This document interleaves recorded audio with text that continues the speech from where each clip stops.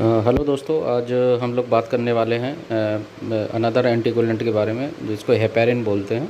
इसके पहले मैंने दो वीडियो बना के डाले हैं। एक ईडीटी पे वीडियो बनाया हुआ है जो एक हेमेटोलॉजी में कॉमनली यूज्ड एंटीकोगुलेंट है। इसके अलावा एक दूसरा एंटीकोगुलेंट सोडियम साइट्रेट का भी वीडियो मैंने पहले डाला हुआ है जो स्पेसिफिकली यूज किया जाता है कोएगुलेशन स्टडीज़ के लिए।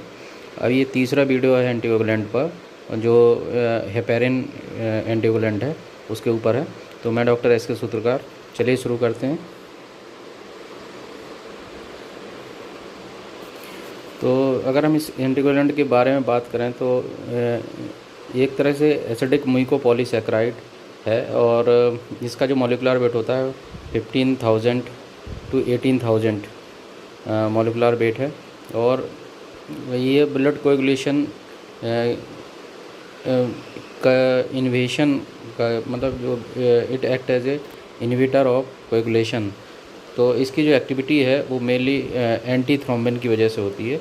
तो ये इसका मेन जो रोल होता है वो एंटी थ्रोम्बिन जो ब्लड में पाया जाता है उसकी एक्टिविटी को इन्हेंस कर देता है, जिसकी वजह से क्या होता है कि जो प्रोथ्रोम्बिन है, जो कोएगुलेशन प्रोसेस में प्रोथ्रोम्बिन से थ्रोम्बिन में कन्वर्सन होता है, वो कन्वर्सन नहीं हो पाता है। तो जब वो थ्रोम्बिन नहीं बनेगा तो थ्रोम्बिन ज़रूरी होता है फिब्रिनोजन को फिब्रिन में कन्वर्ट करने के लिए। तो ये कन्वर्सन नहीं होगा तो कोएगुलेशन प्रोसेस पूरा नहीं होगा। तो इसका मेन जो काम है basically to activate the antithrombin. ये भी एक प्रोटीन मॉलिक्यूल है जो ब्लड में पाया जाता है और इसको कोएगुलेशन की प्रोसेस को ये इनहिबिट करता है। So it is also a mucoid polysulfuric acid और ये कई फॉर्म में अवेलेबल होता है, जैसे सोडियम हेपेरिन या पोटेशियम हेपेरिन, लिथियम हेपेरिन और अमोनियम हेपेरिन साल्ट्स में। तो इसकी अवेलेबिलिटी कई फॉर्म में है। इसके अलावा ये दूसरे एंटीकोगुलेंट से थोड़ा ज़्यादा कॉस्टली होता है और ये भी एक पाउडर फॉर्म में पाया जाता है और पाउडर फॉर्म में रहता है और लेकिन ये थोड़ा हाइग्रोस्कोपिक होता है, जिसकी वजह से बहुत जल्दी डिज़ोल्व हो जाता है। तो ये कुछ हेपेरिन के बारे में है।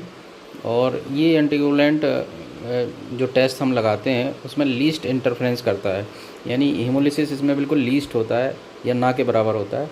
इसलिए इसका यूज़ जो इलेक्ट्रोलाइट एस्टिमेशन है उसके लिए किया जाता है, या ब्लड गैस एनालिसिस या पीएच एस्टिमेशन, इन सब चीज़ों के लिए इसका मेन यूज़ किया जाता है हेपेरिन का। इसके बारे में हम आगे जानेंगे।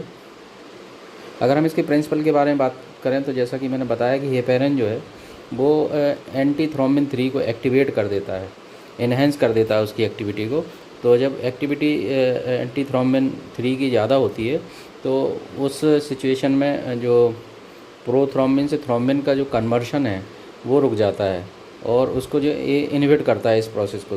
प्रोथ्रोम्बिन से थ्रोम्बिन बनने की जो प्रक्रिया होती है उसको ये पूरी तरह से रोक देता है एंटी थ्रोम्बिन 3। और जब थ्रोम्बिन नहीं बनेगा तो थ्रोम्बिन ज़रूरी होता है फिब्रिनोजन से फिब्रिन में कन्वर्ट होने के लिए। तो यहाँ पे थ्रोम्बिन का यूज़ होता है और जब थ्रोम्बिन ही नहीं बनेगा तो ये प्रोसेस कंप्लीट नहीं हो पाएगा और जब ये प्रोसेस कंप्लीट नहीं होगा तो क्लॉट फॉर्मेशन भी नहीं होगा। तो इस तरह से इसका जो मोड ऑफ एक्शन है वो mainly to increase the activity of antithrombin 3 की एक्टिविटी को ज़्यादा बढ़ाने का है। दूसरी ओर ये कुछ जो एसिड्स होते हैं या एंजाइम्स होते हैं एसिड फॉस्फेटेज, इनको भी इनहिबिट करता है ये। तो ये उसी का दूसरा व्यू है। यहाँ पे आप देख सकते हैं कि एक जो हेपेरिन है, हेपेरिन मॉलिक्यूल एक कॉम्प्लेक्स फॉर्म बनाता है ये। तो इसमें हेपेरिन, थ्रोम्बिन और एंटी थ्रोम्बिन का एक पूरा कॉम्प्लेक्स बनता है और एक बार ये कॉम्प्लेक्स बनने के बाद एंटी थ्रोम्बिन की एक्टिविटी ज़्यादा बढ़ जाती है और ये प्रोथ्रोम्बिन से थ्रोम्बिन का जो कन्वर्शन है उसको इनहिबिट करता है या रोकता है, जिसकी वजह से फिब्रिनोजन से फिब्रिन नहीं बन पाता है। तो ये इसकी मेन मैकेनिज़्म है मोड ऑफ एक्शन की हेपेरिन की। अगर हम हेपेरिन सॉल्यूशन के बारे में बात करें तो यहाँ पे आप देखेंगे कि हेपेरिन 0.2 मिलीग्राम पर ml ब्लड के उसमें लिया जाता है। 0.2 मिलीग्राम पाउडर लेंगे 1 ml ब्लड के लिए, या दूसरी ओर हम इसको 20 units of heparin for 1 ml of blood, या कहीं कहीं पे इसका रेफरेंस 15 यूनिट पर ml भी दिया हुआ है। तो 20 यूनिट से लेके 15 से लेके 20 यूनिट्स के बीच में भी हम 1 ml ब्लड के लिए हेपेरिन ले सकते हैं। इसके अलावा अगर हमारे पास मेजरमेंट का वो नहीं है कि 20 यूनिट्स कैसे लेना है, तो 1 ड्रॉप हेपेरिन सिरिंज में लेते हैं और उस सिरिंज में हम एक्चुअली आर्टरी ब्लड को लेते हैं। इसके अलावा हम जो हेपेरिन का जो कलेक्शन करने के बाद उस टेस्ट ट्यूब को जो है हमको 5 से 7 बार उसको प्रॉपर मिक्सिंग करने के लिए उसको इन्वर्ट करना पड़ता है। तो ये हेपेरिन की क्वांटिटी के बारे में था कि ये 1 ml ब्लड के लिए हमको कितनी क्वांटिटी में हेपेरिन लेना है। तो या तो हम यूनिट्स में ले सकते हैं 20 यूनिट्स, या फिर 0.2 मिलीग्राम पर ml के हिसाब से ले सकते हैं। अगर 2 ml ब्लड के लिए लेना है हमको तो ये 0.4 मिलीग्राम हो जाएगा 2 ml ब्लड के लिए। अगर हम इसके एडवांटेज के बारे में बात करें तो जैसा कि मैंने बताया था कि it is the best anticoagulant, जो जिसकी वजह से जो ब्लड में हीमोलिसिस नहीं होता है, और ये बेस्ट होता है एस्टिमेशन के लिए। सोडियम और पोटेशियम के एस्टिमेशन के लिए इसको बेस्ट माना जाता है। इसके अलावा इस एंटीकोगुलेंट का मेन जो यूज़ होता है वो pH estimation, blood gas analysis के लिए, इलेक्ट्रोलाइट्स और कैल्शियम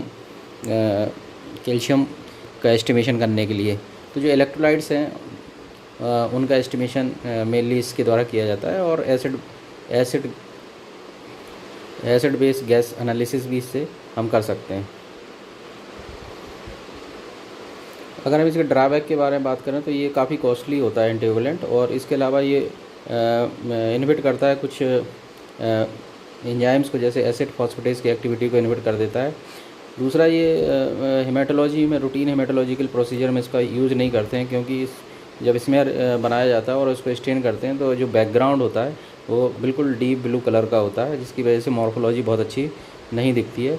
इसके अलावा कुछ हार्मोन्स होते हैं, उनके साथ ये बाइंड होके उनका कंसंट्रेशन जो है, फ्री कंसंट्रेशन को बढ़ा देता है, जैसे TSH। और इसके अलावा इसका जो यूज़ है वो कोएगुलेशन और हेमाटोलॉजिकल स्टडीज़ के लिए नहीं किया जाता है। तो ये इसके कुछ ड्रॉबैक्स थे। अगर हम इसके बाइल के बारे में बात करें तो जो एंटीकोगुलेंट बाइल होता है, इसका जो कैप होता है वो ग्रीन कलर का होता है। इसके पहले हमने उसमें देखा था सोडियम साइट्रेट में कि लाइट ब्लू उसका कैप था, और EDTA का जो कैप था वो लेवेंडर कलर में था। उसी तरह से जो आपका हेपेरिन है, इसके बाइल का जो कैप है वो ग्रीन कलर का होता है। और तो यहाँ पे आप देख सकते हैं इस ग्रीन कलर के बाइल में या तो सोडियम हेपेरिन होगा, या लिथियम हेपेरिन होगा, या अमोनियम हेपेरिन होगा। और इन सब का जो एक्शन होता है वो it inhibit the thrombin activation, यानी एंटी थ्रोम्बिन 3 को एक्टिवेट करता है, जिसकी वजह से थ्रोम्बिन का इन्हिबिशन होता है। और इसके यूजेस जैसा कि मैंने बताया था कि इलेक्ट्रोलाइट एस्टिमेशन में, पीएच, एसिड गैस एनालिसिस में, इन सब में इसका मेन यूज़ होता है। तो ये हेपेरिन के बारे में था।